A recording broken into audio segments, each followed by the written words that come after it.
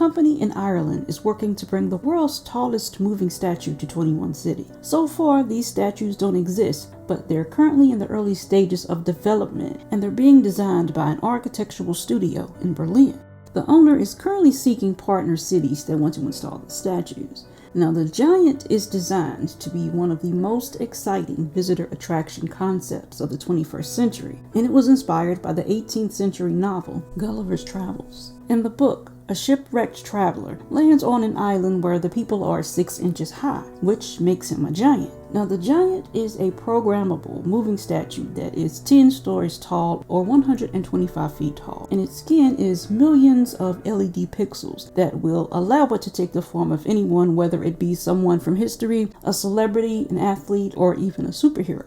Visitors can even consent to having their own body scanned inside of the attraction's exhibition space and can have their photos uploaded onto the statue, resulting in what they call the world's most spectacular selfie.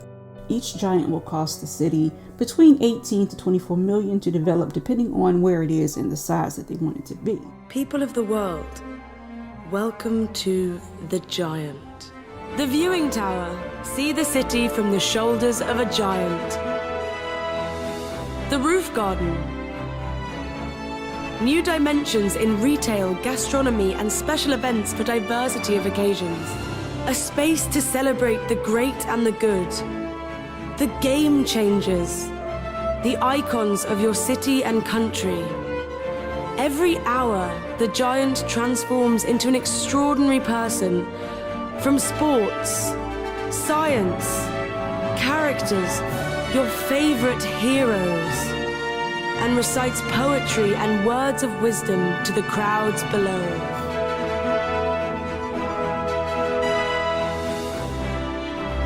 If I have seen further, it is by standing on the shoulders of giants. The Giant. Coming to 21 cities in 2021. Heather Wilhelm Rautenberg said she would only have kids with her wife Robin, or Robbie, Rautenberg Wilhelm, if they could have girls, because Heather was traumatized from being sexually assaulted on 2 different occasions after college. So they said that CNY Fertility Clinic in Latham, New York, assured them that it wouldn't be a problem because the lab could determine the sex of any embryo that was created using an egg from Robbie and donor sperm before it was transferred into Heather. But when Heather was 15 weeks pregnant, they found out she was carrying a boy. The news sent her into a dark depression, and after their son's birth, Heather became suicidal and she wasn't able to bond with the baby. Heather and Robbie said, at our 15-week appointment with our OBGYN, the doctor went to check the results of the Q-natal test, which also discloses the baby's sex. And the doctor said, wait, do you know the sex of the baby? They said we're having a girl. It's very important that we have a girl. But the doctor replied, that's not what this is. And their jaws dropped to the floor, and they were convinced that there was some type of mistake. Heather looked at Robbie and she said, what if it's not yours? Who is in my body? And that's when she flipped out and she felt that her body had been taken hostage. She assumed it was someone else's embryo inside of her. So the doctor offered them the option to terminate the pregnancy, but they chose against that. And Heather was hoping that someone would have their baby so they would simply be able to switch after birth and there would just be this happy story. So the night before the scheduled ultrasound was the worst night of Heather's life. She said she remembers lying in her bedroom thinking, this can't be happening. Not only was the baby in my body not ours, but the baby in my body was male and he was put there against my will, just like rape. She started having flashbacks while in bed, which is what she was doing both times she was assaulted, and Robbie was even afraid to leave her alone. So Heather said that she didn't want to have a boy because of the assaults and because of the socialization of boys and the constant socialization of what it means to be a real man. People say, oh, he's a boy, let him hit you. And all the camouflage and guns don't help. It reinforces masculinity, and that's a reminder of the assaults every time. But what I want to know is, who says he's a boy, let him hit you? If there are any mothers out there that have boys, have you ever been told this?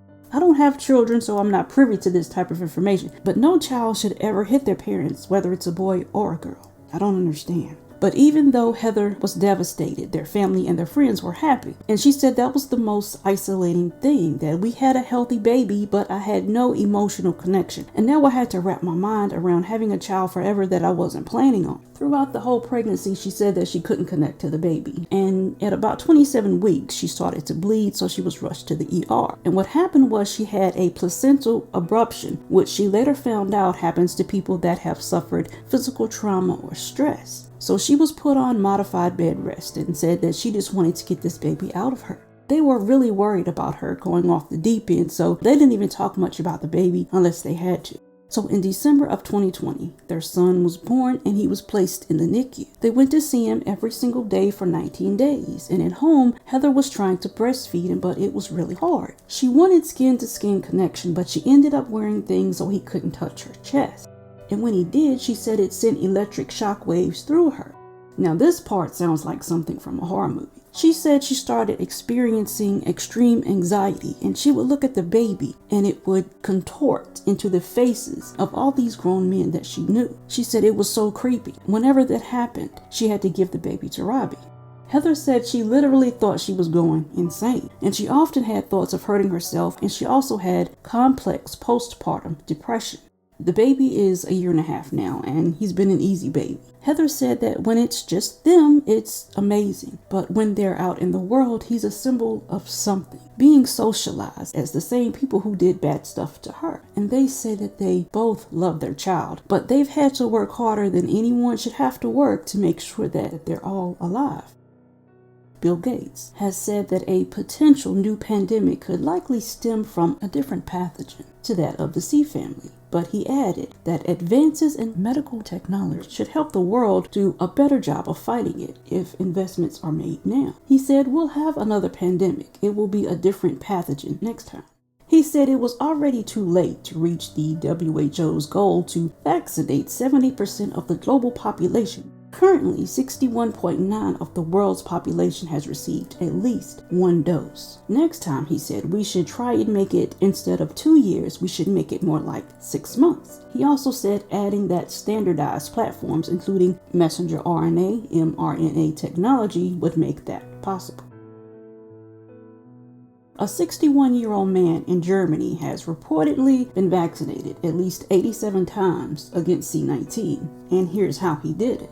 When he would go to get the vaccine, he didn't present his health insurance card. He only gave his name and a date of birth, which is why he wasn't caught earlier. On some days, he got as many as 3 shots. Allegedly, he was doing this for money. And each time that he would show up to get his shot, he had another blank vaccination document so that the batch number could be filled in once he received the shot.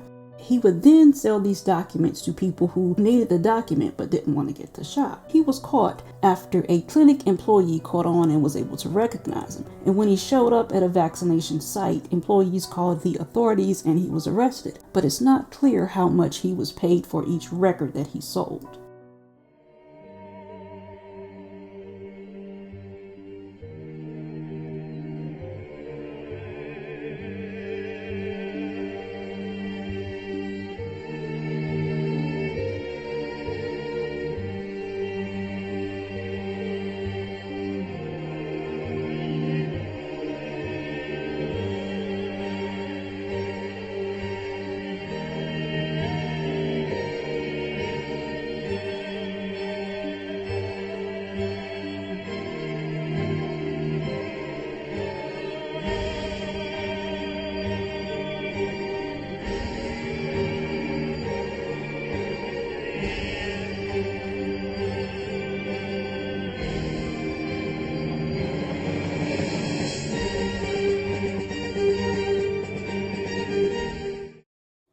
If there are any weird or interesting news stories that you would like to submit, please submit them to wonderlandoftheweird@gmail.com.